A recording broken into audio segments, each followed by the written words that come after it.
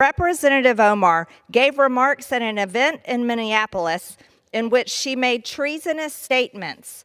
Whereas Representative Omar said she has spoken to many Somalians who asked her to intercede for the Somali government by pressuring the United States government into certain actions. Whereas Representative Before this House session took a dramatic turn, Congresswoman Marjorie Taylor Greene stepped forward with a resolution that immediately grabbed national attention. Arguing that every member of Congress must place America's interests above all else, Greene accused Representative Ilhan Omar of violating the spirit of her oath of office based on Omar's public remarks about Somalia. Greene called for a formal censure and removal from key House committees, setting the stage for one of the most controversial moments on Capitol Hill. Watch the exchange and decide for yourself. Georgia seek recognition. Mr. Speaker, pursuant to Clause 2A.1 of Rule 9, I seek recognition to give notice of my intent to raise a question of the privileges of the House. The form of the resolution is as follows. Recognized. Censuring Representative Ilhan Omar of Minnesota. Whereas elected members of Congress take an oath to bear true faith and allegiance to the United States without any mental reservation or purpose of evasion. Whereas Representative Ilhan Omar took an oath of allegiance to the United States upon becoming a citizen, declaring, "I absolutely and entirely renounce and abjure all allegiance and fidelity to any foreign prince, potentate, state, or sovereignty, of whom or which I have heretofore been a subject or citizen." Whereas on January 27, 2024, Representative Omar gave remarks at an event in Minneapolis in which she made treasonous statements. Whereas Representative Omar said she has spoken to many Somalians who asked her to intercede for the Somali government by pressuring the United States government into certain actions. Whereas Representative Omar assured the Somalians she spoke to, the U.S. government will only do what Somalians in the U.S. tell them to do. They will do what we want and nothing else. They must follow our orders, and that is how we will safeguard the interest of Somalia.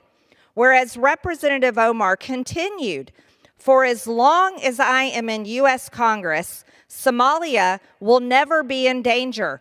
Its waters will not be stolen by Ethiopia or others.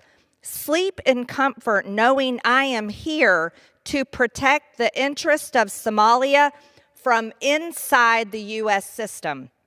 Whereas George Washington warned in his farewell address of 1796 to guard against the impostures of pretended patriotism, and further declared citizens by birth or choice of a common country, that country has a right to concentrate your affections.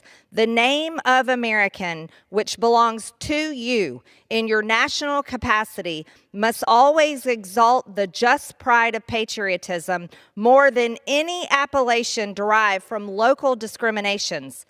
Whereas these statements by Representative Omar clearly violate the oath she took as an elected member of Congress to defend and protect the United States Constitution.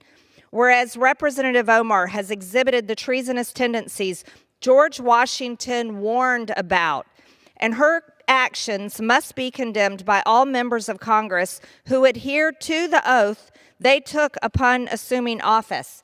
And whereas by openly admitting her efforts to advance Somalia's interest using her position as a United States representative, Representative Omar has revealed herself to be a foreign agent acting on behalf of a foreign government.